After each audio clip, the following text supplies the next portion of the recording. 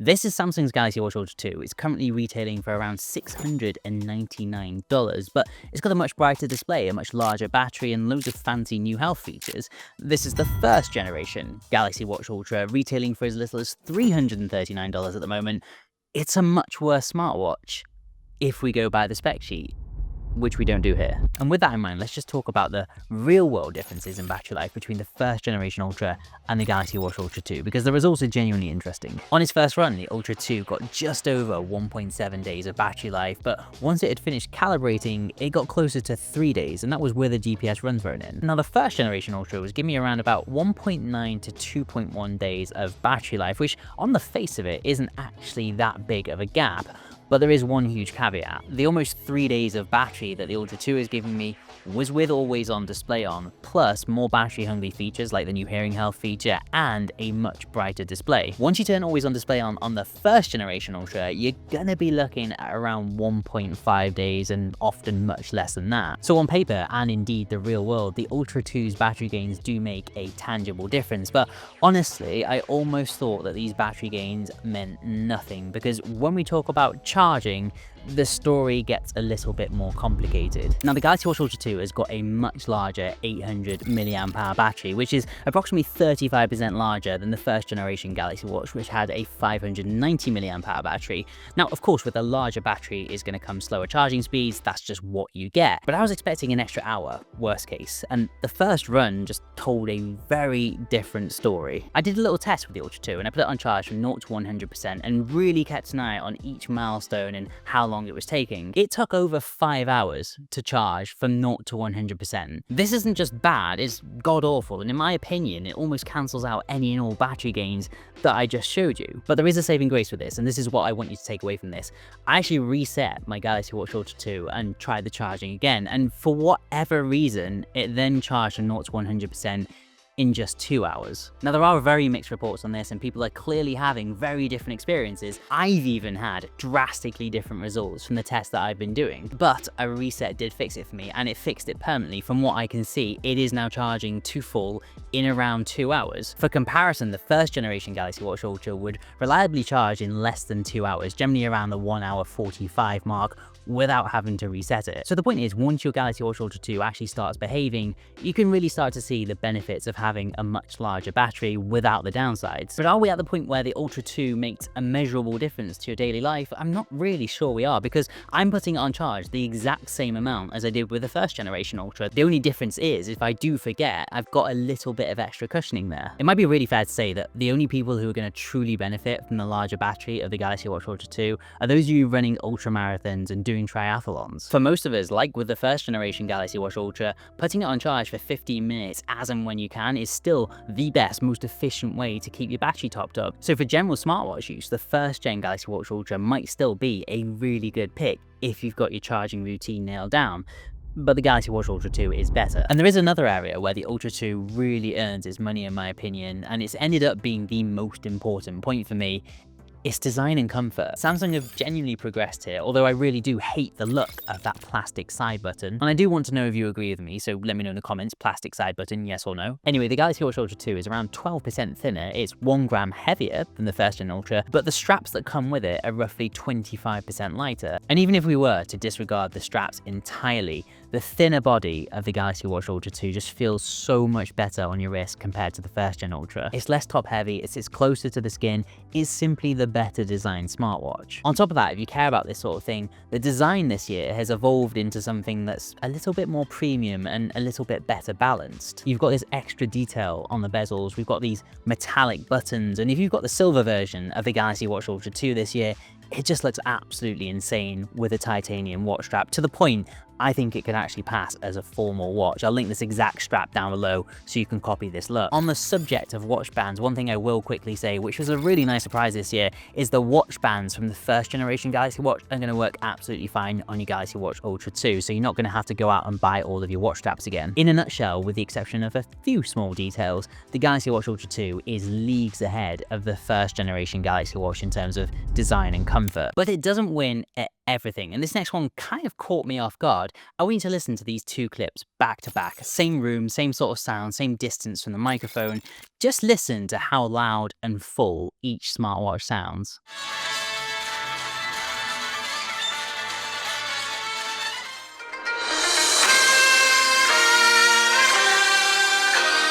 I'm convinced that the Ultra 2 is quieter than the first gen Ultra. In fact, Samsung's own hearing health feature on the Galaxy Watch 9 all but confirms that. And you know what, it might not sound like a serious thing, but if you are using the watch heavily for taking calls or using the running coach without earphones, the first generation Ultra genuinely picks up a point for practicality. And on that point of practicality, there are 5 things that the Galaxy Watch Ultra 2 is leading on paper, but I'm just not sure how much value it adds in the real world. And number 5 is storage. It's been upgraded to 64 gigabytes unless you had the second generation, first generation Galaxy Watch Ultra.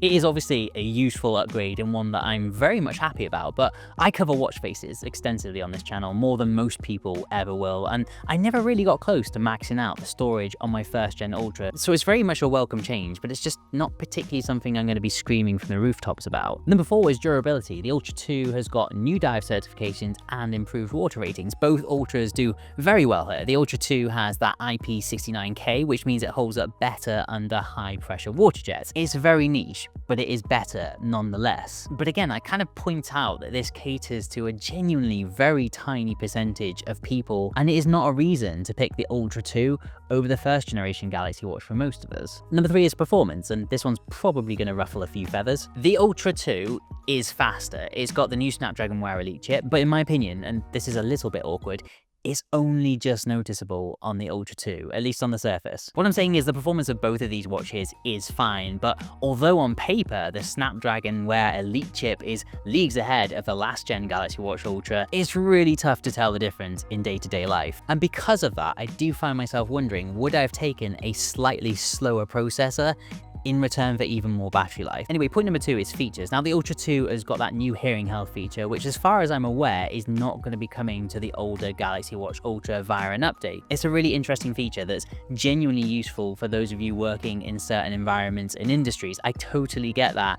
But again, Samsung seem to be catering to a very niche percentage of people with this feature. And once again, I find myself wondering, would I have taken more battery life over a feature that's keeping my microphone turned on all day, every day, that I'm probably not going to get much use out of? Again, the answer is yes. Which leads me to number 1, which is brightness. And I honestly thought I was going to have a bit of a moan about this, but after using it, I do really see the benefits. The Ultra 2 has got a 5000 nit display, whilst the first generation had a 3000 nit display. The 3000 nit display on the first generation Ultra was absolutely fine. I even praised it in my previous videos. So my initial thoughts were, why do we need 5000 nits of brightness? But during peak summertime in the UK, when you're running, it genuinely makes a difference. It makes the Ultra 2 so much more glanceable, and therefore means that I can spend less time trying to look at my watch and spend more time actually looking where I'm going. So of the 5 improvements that the Ultra 2 is bringing to the table, 4 of them I would trade for more battery life tomorrow. The last one I wouldn't. And beyond that point, what makes this comparison really difficult is that a lot of the things that make the Galaxy Watch Ultra 2 such a good smartwatch were things that the first gen Ultra was already doing really well itself. And the first of those things is accuracy. Now, I always found the first generation Galaxy Watch Ultra to be really accurate. It was perfectly in line with the Apple Watch Ultra 3, and I actually ran recently with both the first gen Ultra and the Ultra 2 on my wrist at the same time, and at the end of the run, they both gave completely identical results, meaning the Ultra 2 hasn't really improved on anything because there wasn't really anything to improve on in the first place. And then there's the smart feature set. It's still one of the best things about owning a Samsung smartwatch. The SmartThings integration is just absolutely brilliant, especially if you own more Samsung devices. I can see my doorbell feed live on both watches, I can control my TV, I can even set my washing machine off on the Galaxy Watch. Then there's the microphone and call handling. With the exception of the speakers, they haven't really changed either. They're both really good at taking calls, sending quick replies, taking voice notes, and if you've got a Samsung phone, the synchronization across all 3 devices is absolutely brilliant. Both smartwatches will instantly connect to your Galaxy Buds 4 Pros, and you can control things like your active noise cancelling directly on the watch. And then there's customization. Samsung are really great at letting you put your own unique spin on your watch. There's a great selection of watch faces, both third-party and stock Samsung, and there's also tons of accessories out there that you can really use to change up the look of these smartwatches, including the straps. And that's what I'm finding so difficult about this comparison. Every single one of those things that I absolutely love on my Watch Ultra, you get on both the $699 version and the $339 version. That being said, some of the bad things have actually persisted onto the Ultra 2 as well, and this is still an issue on the first gen Ultra. If you drive, your Ultra is going to log steps that you never actually took. I actually monitored my step count before and after a car journey the other day, and yeah, several hundred phantom steps on both the Ultra 2, the first gen Ultra, and the Galaxy Watch 9. So this isn't a reason to choose one over the other, but if your step count matters to you, if you're tracking a goal or you're competing with someone, just know that neither of these smartwatches are going to give you a clean number on days that you're driving. And on the subject of things not changing, if I'm even going to suggest that you go out and buy a smartwatch that is now a couple of years old,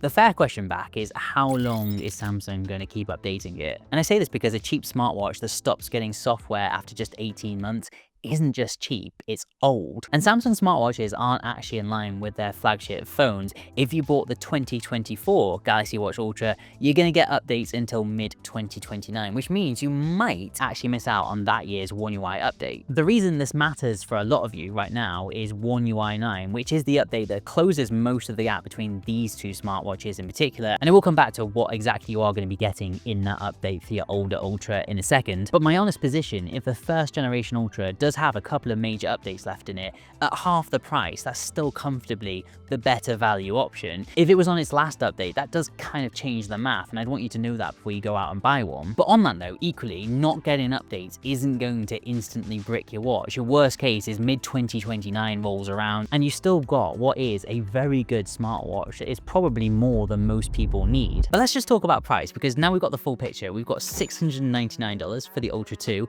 we've got $339 for the first generation Ultra, up to $450 depending on which variant you go for.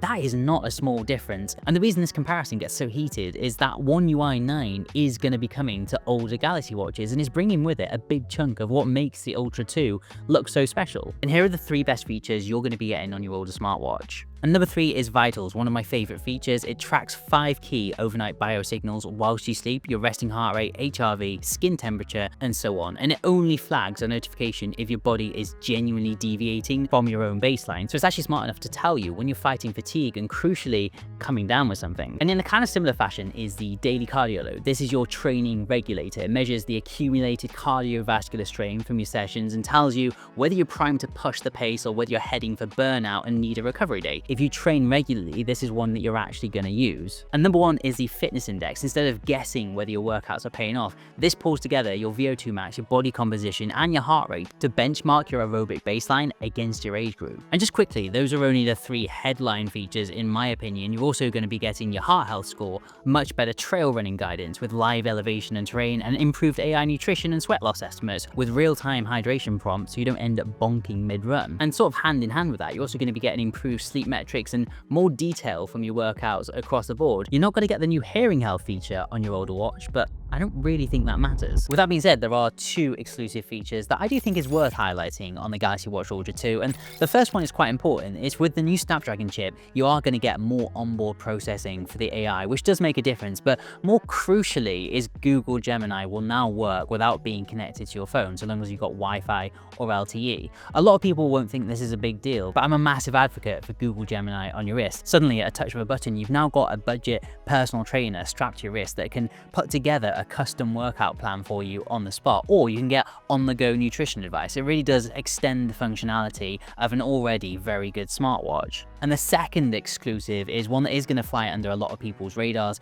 Samsung have actually fine-tuned the sensors in the Galaxy Watch Ultra 2. Although they haven't changed physically, they are better than the Galaxy Watch Ultra 1. So your ages and all your metabolic metrics are actually going to be slightly more accurate, which I do think, especially with all the new health features, is a genuinely helpful upgrade. So with all that in mind, is the Galaxy Watch Ultra 2 actually worth it, or should you go out and buy the first generation Galaxy Watch Ultra? Well, I'm not going to do that thing where I tell you to go and get the watch that's best for you. I think that's kind of obvious and doesn't really help anyone.